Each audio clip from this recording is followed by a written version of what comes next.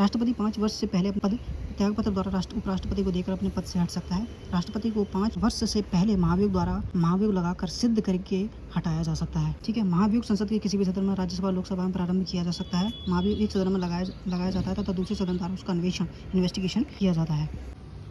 Hello everyone, आज हम MCQ लगाएंगे कुछ एग्ज़ाम के पॉइंट ऑफ व्यू से जो आपके लिए इम्पोर्टेंट साबित हो सकते हैं। तो आज हम सिर्फ एग्जीक्यूटिव्स की बात करेंगे जो आपके लिए एग्ज़ाम के लिए इम्पोर्टेंट हो सकते हैं। तो उसमें वन लाइनर हैं, कुछ क्वेश्चंस हैं जो आपके एग्ज़ाम में काफ़ी हेल्प कर सकते हैं। तो चलिए शुरू करते हैं।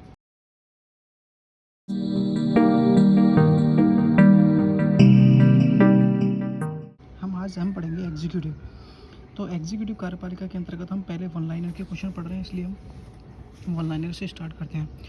भारतीय संघ की कार्यपालक शक्ति राष्ट्रपति में निहित होती है। सेकंड कहता है कि भारतीय संसदीय व्यवस्था को अपनाया गया है। कहाँ से अपनाया गया है? राष्ट्रपति ही नाम मात्र का कार्यपालिका होता है और जथा प्रधानमंत्री उसका मंत्रिमंडल वास्तविक कार्यपालिका होता है।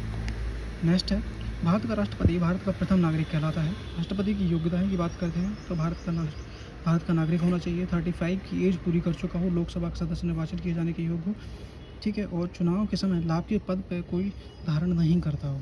नेक्स्ट पे बात करते हैं, राष्ट्रपति किसी भी सदन का व्यवस्थापक अगर संसद का सदस्य नहीं होता है। ठीक है, राष्ट्रपति का निर्वाचन अप्रत्यक्ष रूप से निर्वाचन मंडल के द्वारा किया जाता है।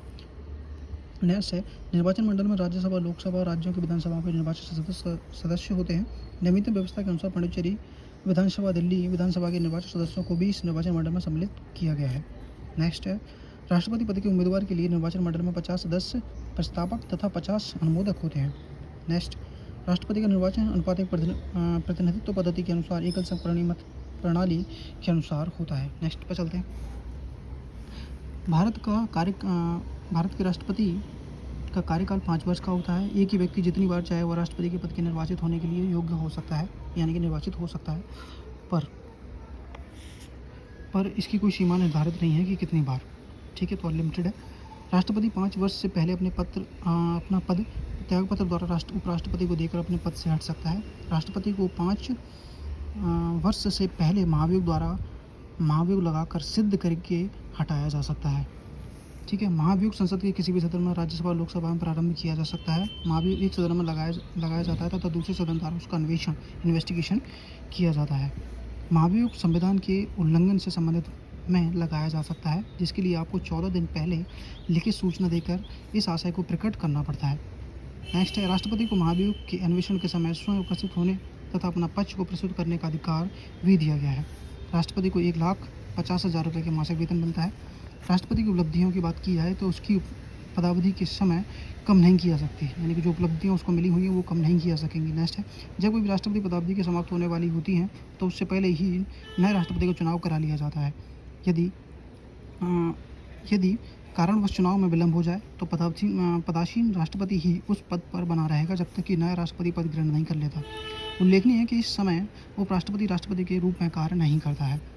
नेक्स्ट है, अन्य किसी कारण से राष्ट्रपति की मृत्यु, अन्य किसी स्थायी रूप से राष्ट्रपति का पद रिक्त हो जाता है तो उपराष्ट्रपति तुरंत राष्ट्रपति के पद को कार्यभार को प्रारंभ कर देगा और नए राष्ट्रपति का पद धारण करने तक कार्य करता रहेगा। नेक्स्ट है कि राष्ट्रपति का निर्वाचन पद रिक्त होने की तिथि से 6 माह के भीतर तथा नए निर्वाचन राष्ट्रपति पूरे 5 वर्ष के कार्यकाल के लिए होगा, यानी कि जो पद रिक्त होने से 6 महीने के भीतर चुनाव करा लिया जाएगा और जो नया आएगा वो पूरे 5 साल के लिए रहेगा। ठीक है, राष्ट्रपति की बीमारी यानी किसी कारण से राष्ट्रपति पद अस्थायी रूप से रिक्ति के समय उपराष्ट्रपति राष्ट्रपति के रूप में कार्य करेगा। किसी कारण से बीमार वगैरह हो जाता है तो उपराष्ट्रपति उसके कार्य को संभालेगा। नेक्स्ट है, यदि उपराष्ट्रपति भी राष्ट्रपति के रूप में कार्य करने में असमर्थ हो जाता है तो उच्चतम न्यायालय का मुख्य न्यायाधीश, और यदि वह भी अनुपस्थित हो तो उच्चतम न्यायालय का अन्य वरिष्ठ न्यायाधीश राष्ट्रपति के पद के रूप में कार्य करता है। नेक्स्ट है, राष्ट्रपति संसद के दोनों सदनों को आहूत करने, सत्रावसान करने और लोकसभा का गठन करने की शक्ति उसको रखता है।